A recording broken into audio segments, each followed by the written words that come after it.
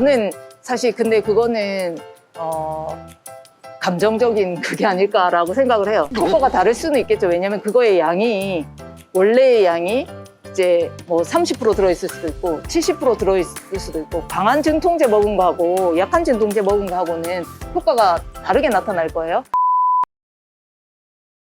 네, 안녕하세요. 저는 대구 경북 첨단의료산업진흥재단 신약개발지원센터 의학화학부 표적항암제 팀의 팀장으로 있는 임춘영이라고 합니다. 반갑습니다. 네, 저희 그 신약개발지원센터 의학화학부에서 하는 일들은 신약개발이라고 하는 조금 어려운고 생소한 일 중에 저희가 이제 그 약을, 그러니까 신약 자체, 신약이 뭐냐, 이렇게 약이죠. 여러분들이 우리가 먹고 있는 뭐 타이레놀, 뭐 펜잘, 뭐 이런 것처럼 이런 약들이 처음 나오면 신약이 되는 거고 계속 나오고 있으면 이제 이름이 붙어서 나오는데 그 신약, 그러니까 새로운 물질을 만드는 일을 하고 있는 게 이제 저희가 하고 있고요. 저희가 물질을 만들어야 누군가가 그걸 가지고 효과가 있는지를 보는 실험들 하고 동물 실험하고 사람한테도 투여해보고 그 다음에 나중에 우리가 이제 이게 약이구나라고 해서 먹게 되는 형태로 진행되는데 그런 것 중에 이제 가장 초기에 시작하는 게 저희가 합성으로서 물질을 만들어내는 일이고요. 그래서 저희 신약개발지원센터에는 이제 5개의 의학화학을 맡아서 하고 있는 팀들이 있고 여러 가지 팀이 거의 비슷한 일을 하고 있습니다. 그래서 실질적으로 치료하고자 하는 질환들도 많고 이제 치료약들을 많이 개발을 하고 있는데 기본적으로 가장 같은 합성은 이제 주로 하는 게 이제 합성이기 때문에 이제 같은 일들이고요. 거의 이제 거기에 어떤 물질들이 쓰고 있는 시약들이 바뀌고 방법이 조금씩 바뀌어서 이제 새로운 물질을 만든다라고 생각하시면 될 것 같고 그것들은 이제 지금 저희가 이제 앞으로 보실 실험실 내에서 합성을 진행하고요. 그리고 이제 합성한 것들을 깨끗하게 정제해서 정말 이제 사람이 먹을 수 있는 수준의 이제 약물 정도로 만들어지는 과정들을 아마 지금부터 잠시 보시게 될 것 같습니다. 그러면 이제 저희가 실험하고 있는 실험실로 이동을 하도록 하겠습니다. 저희가 이제 안전상 오시는 분들이 보호 장비를 착용해야 실험실 내에 들어올 수 있고요. 여기 이렇게 다 붙어 있는 것처럼 이제 보호 장비를 착용을 해야지 되게 되어 있습니다. 네, 저희가 이제 그 약물을 처음엔 이제 디자인이라는 거를 하고요. 이제 약물의 디자인이라고 하면 이제 그림을 그리는 거죠. 쉽게 말하면. 근데 이제 화학 수업이나 이렇게 들어보시면 이제 벤젠 뭐 어떻게 생겨 있고 막 이런 게 있는데 그런 모양들을 이제 붙여놨다고 생각하시면 돼요. 그래서 그렇게 해서 이제 이거에는 이 타겟에는 효과가 있겠다라고 생각되는 모양을 저희가 그림으로 그려요. 그 대신 그 모양은 새로운 물질이어야 하고 그래서 아무래도 기존에 알려져 있지 않은 물질 그걸 또 어떻게 알 수 있느냐 요즘엔 이제 워낙 그 AI처럼 정도는 아니지만 많은 이제 특허 논문 이런 것들을 정리해서 알려주는 사이트들이 많이 있어요. 그래서 그런 데서는 구조를 넣으면 이게 존재하고 있다 안 하고 있다를 알려주는 프로그램들이 많이 있거든요. 이제 지금 저희가 활용하고 있는 프로그램은 이제 사이파인더라고 하는 프로그램이 있고 그런 프로그램에 저희가 디자인한 거를 그려 넣으면 얘는 없습니다. 혹은 얘는 뭐 비슷하게 구조를 가진 애들이 있을 수도 있고 근데 전혀 뭐 없다라고 나올 수도 있어요. 그러면 이제 그런 걸로 우선은 확인을 해서 저희가 합성을 이건 만들어 봐야겠다 라고 해서 만들게 되고요. 디자인을 하게 되고 디자인이 끝나면 합성 전략을 그러니까 그림이 그려지면 얘를 어떻게 만들지 뭐에서 시작해서 이제 그 화물이 나올 수 있을까를 역으로 가거든요. 그래서 이 역으로 가는 거는 이제 많은 천연물을 합성하시는 분들이 주로 사용하시는 건데 이제 천연물은 이미 나와 있고 구조가 나와 있으니까 그 구조를 만들려면 이제 어떻게 가야겠다 이렇게 해서 만들어진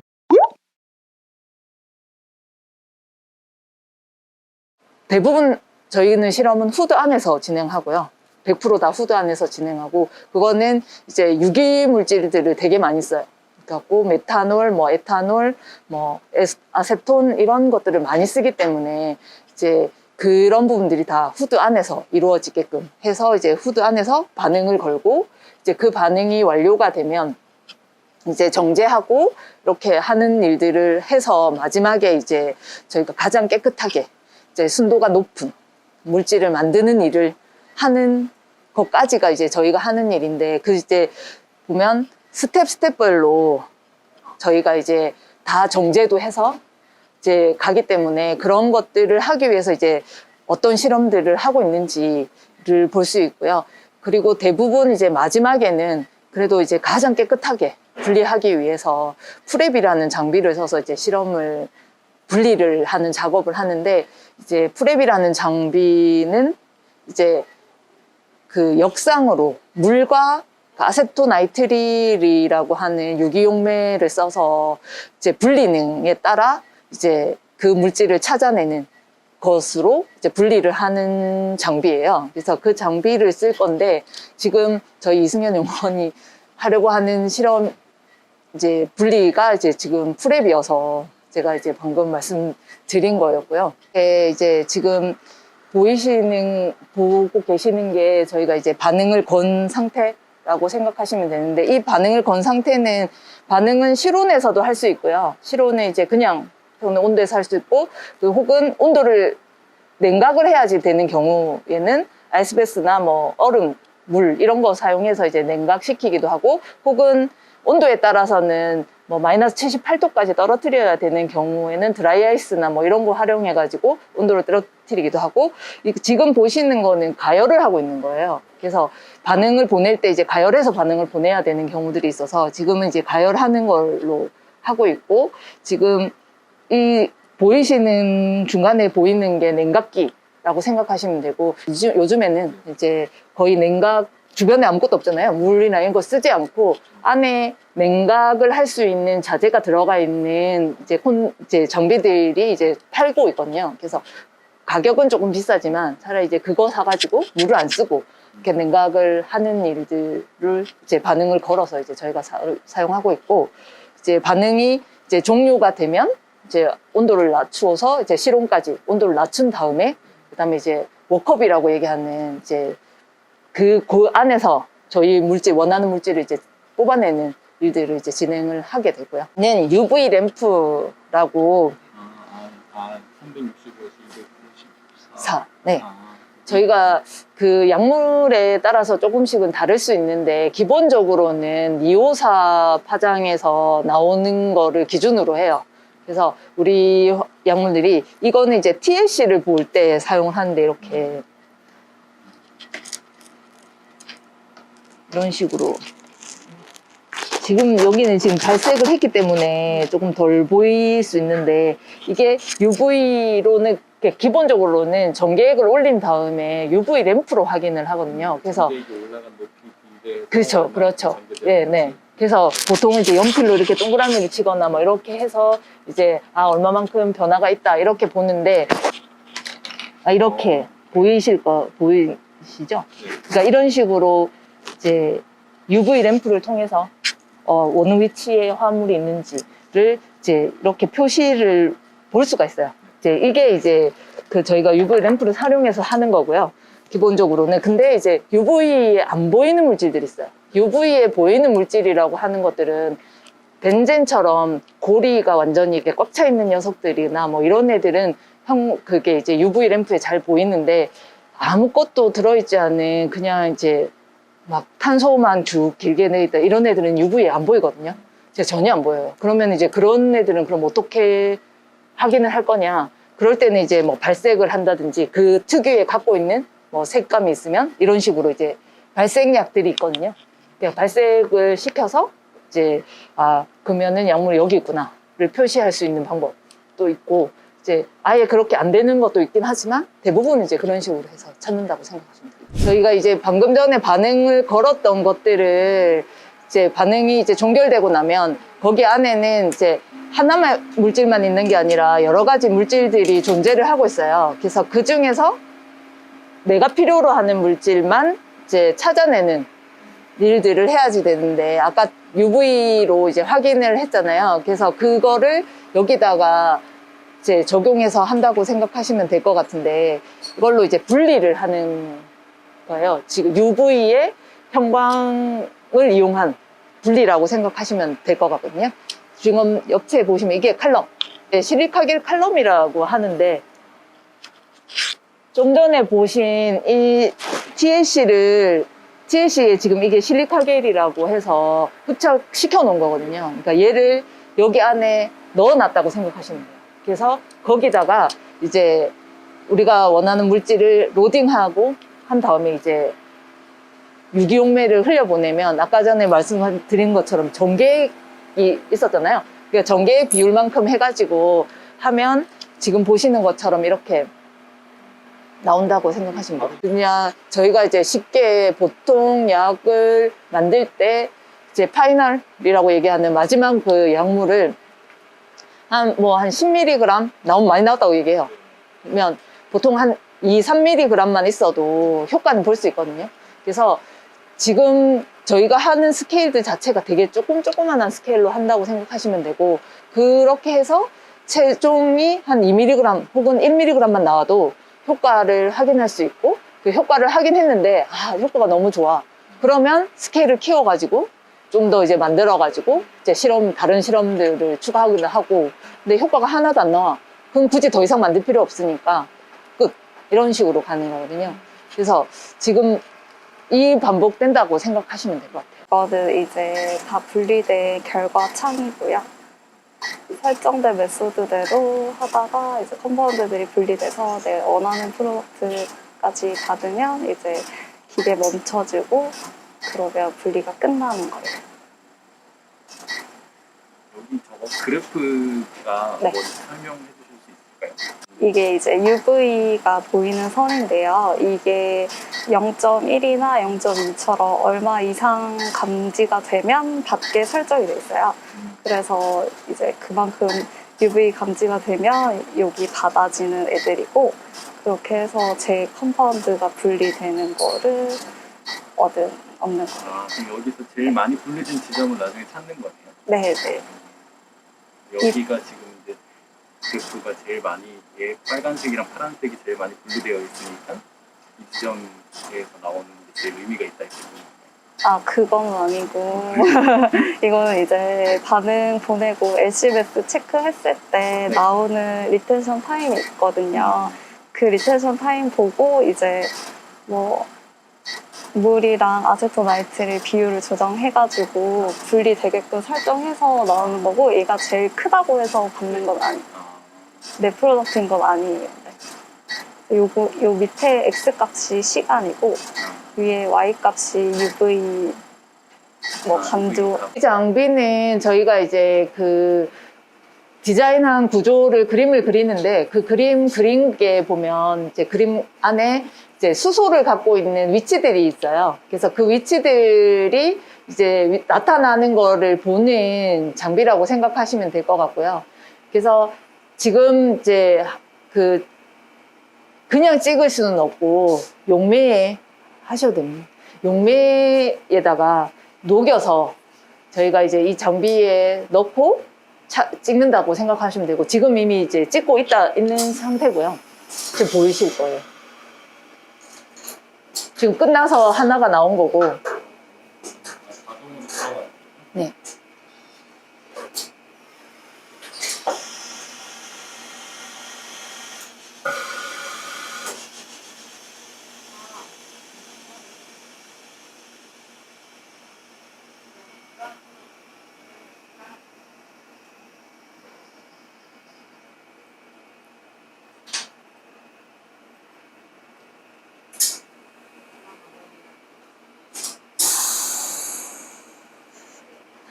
정말 가까이서 보는 건 처음이다. 저희가 쓰고 있는 장비는 400메가짜리고요. 저희가 NMR 같은 경우에는 이제 메가로 그 버전을 그거 하는데, 숫자가 높을수록 성능이 아주 좋은 뛰어난 장비라고 생각하시면 되고, 저희가 이제 저희 센터에는 400메가 NMR하고 600메가 NMR을 갖고 있는데, 600메가는 이제 밑에 바이올로지 하시는 분이 단백질하고 같은 이제 찍을 때 사용하고 계시고, 저희는 이제 400메가 정도는 저희는 이제 물질이 맞냐 안 맞냐, 그리고 제대로 만들어졌냐를 보기 위한 거니까 그것만 보면 돼서 400메가로 충분하고요. 갑자기 그냥 불현듯 생각난 건데, 이게 저희가 요즘에 먹는 진통제들 같은 경우에는 뭐 그 뭐냐, 아세트아미노펜 계열이 있고 뭐 또 다른 계열이 있고, 이게 거의 주된 효과를 내는 약물 성분일 텐데, 그거 말고 그냥 부가적인 효과들도 많이 가지고 있잖아요. 얘들은 이게 그 주요 물질의 부가적인 효과인 거예요? 아니면 다른 물질들이 같이 들어있어요? 아니요, 거기는 물질은 하나입니다. 물질 네. 하나인데 지금 시중에서 이제 저희가 이제 약물을 이제 투여라고 하는데, 약물을 먹을 때 이제 몇 가지를 먹느냐, 그거는 이제 콤비 테라피라고들 하는데, 몇 가지를 먹는 경우가 있고 단일하게 쓰는 물질들이 있어요. 근데 이제 우리들이 보통 먹는 타이레놀 안에 말씀하신 거랑 다른 부영제들이에요. 이 약물이 잘 흡수되게 하기 위해서 들어있는, 약에는 전혀 이제 사람 인체나 약에는 어떤 영향을 주지도 않으면서 그냥 얘가 어쨌든 흡수가 좀 빨리 되게끔, 빨리 되고 잘 되게 하기 위해서 뭔가를 섞어 놓은 형태이거나, 아니면 이제 100% 걔만 있거나, 아니면 이제 그런 식으로, 그래서 뭐 500mg 짜리도 있고 뭐 300mg 짜리도 있고 막 이런 식으로 있잖아요. 그러니까 300mg 안에 이제 다른 거 더 해서 이제 얘가 잘 흡수되게 그런 거기 때문에, 말씀하신 것처럼 그렇게 부작용이 나타나는 거는 그 물질 때문에 나타나는 거지, 그 옆에 있는 다른 이제 얘 흡수를 도와주기 위해서 있는 것들이 영향을 주지는 않아요. 그렇게 만들면 안 되죠, 약을. 약국에서 파는 이제 그 진통제들 보면 브랜드가 엄청 많잖아요. 네. 이제 그런 것들은 저는 이제 뭔가 조금씩 다른 부산물들이 있어서 효과가 다른 걸까. 그 진통제들 중에 그 약간씩의 변화는 있어요. 가장 기준 틀이 있고, 거기에서 메틸이 붙어 있느냐, 에틸이 붙어 있느냐, 아이소프로필이 붙어 있느냐에 따라서 이름이 다 다르긴 해요. 다르긴 한데, 중요한 거는 저희가 이제 물질을 하나를 만들고 나면 그 물질이 이제 약이 되기 위해서 되고, 특허가 말소가 되는 시점이 있어요. 특허가 이제 말소가 되고 나면 그 다음부터 누가 만들어도 다 상관없어요. 그래서 지금 우리가 먹고 있는 타이레놀 종류라든지 뭐 이런 진통제들은 사실 뭐 가장 쉽게 그 예를 드는 게, 그 남자분들한테 좋은 그게 뭐죠? 맞아요. 비아그라 같은 경우에는 그 비아그라의 유도체들이 엄청 많이 나왔죠. 이름 달리 해가지고. 그런 것처럼 이제 어느 정도 특허가 말소된 것들은 다 만들어요. 그 다음에 우리나라 제약사들도 그래서 그거를 많이 하죠. 그냥 갖고 와서 뭐 어디서 썼으니까 우리가 만들어가지고 그거 해갖고 우리 이름 붙여서 그냥 내보내고, 이제 이런 식으로 많이들 하고 있는 게, 이제 원래 우리나라 제약사들은 기본적으로는 다 그런 일들이 처음 시초고요. 신약 개발에는 투자를 그렇게 많이 하고 있진 않아요. 안 그래도 어른들 보면 이렇게 어른들 진통제를 많이 드시니까 사드릴 때 이렇게 뭐 이런 거 막 뭐 탁센 400은 나는 잘 듣던데 뭐 이브로펜 뭐는 안 듣더라, 뭐 이런. 근데 저는 사실 근데 그거는 감정적인 그게 아닐까라고 생각을 해요. 내가 원래 먹었는데 그때는 되게 잘 들었는데 다른 거를 먹었더니 별로 안 들었어. 근데 똑같은 성분이 다 들어있는 거라면 효과는 동일해야지 되는 게 맞는데, 근데 효과가 다를 수는 있겠죠. 왜냐면 그거의 양이, 원래의 양이 이제 뭐 30% 들어있을 수도 있고 70% 들어있을 수도 있고, 강한 진통제 먹은 거하고 약한 진통제 먹은 거하고는 효과가 다르게 나타날 거예요. 그러면 나 이거 먹었더니 되게 좋았는데 이거 먹었더니 안 좋아 라고 생각하실 수는 있죠. 근데 그 성분의 뭐 그것 때문에, 혹은 회사들의 그것 때문에 이제 똑같은 성분 썼는데 다르게 나타난다, 이거는 좀 아닐 것 같아요. 근데 저희는 이제 신약을 하니까, 신약은 기본적으로는 항암제, 이제 없는 약들을 만드는 거니까, 이제 신약하면 새로운 약이기도 하지만 새로운 질환을 치료하는 약, 약이라고 생각하시면 될 것 같거든요.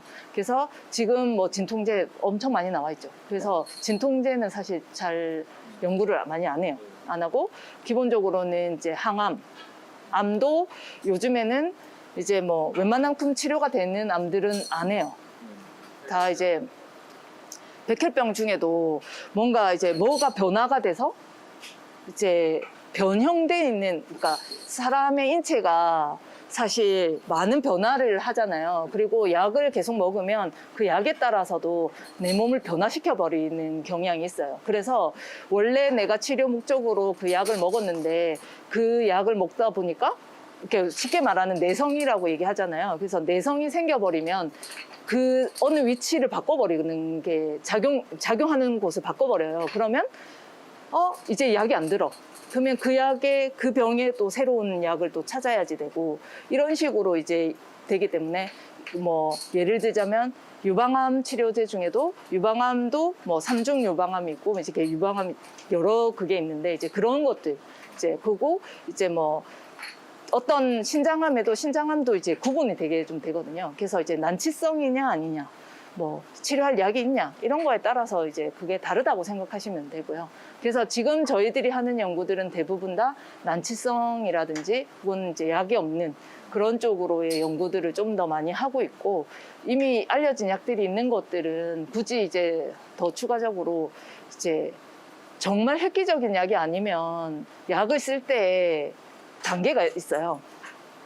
의사 선생님들이 약을 처방할 때 기존에 있던 약부터 처방을 하시잖아요. 그래서 내가 만든 약을 처방할 때까지는 사실 순서가 있어요. 정말 딱 나는 이 병은 내 약밖에 치료가 안 돼 라고 하지 않는 이상은 기본적으로는 저희가 항생제 먹을 때 기본적으로 가장 먼저 먹는 항생제들이 있거든요. 그래서 항생제 순서가 있어요. 그래서 얘가 안 들으면 얘 먹고 뭐 이런 식으로 가는 것처럼 약들도 다 그런 식으로 가기 때문에 아예 그냥 이제 약을 개발하시는 많은 분들은 그러면 내 약밖에 없는 질환에다가 내 약을 처음, 그러니까 그걸 퍼스트 인 클래스라고 얘기하는데 처음 그걸 하겠다. 그렇게 시도하시는 연구들을 가장 많이 하고 계신데 사실 그게 가장 어렵기도 하죠. 왜냐하면 실패할 확률도 많고 약을 못 만들었으니까 지금까지 없겠지. 그렇게 생각하시면 그러니까 그만큼 어려운 거긴 한데 이제 그런 식으로 많이 한다고 생각하시면 될 것 같아요.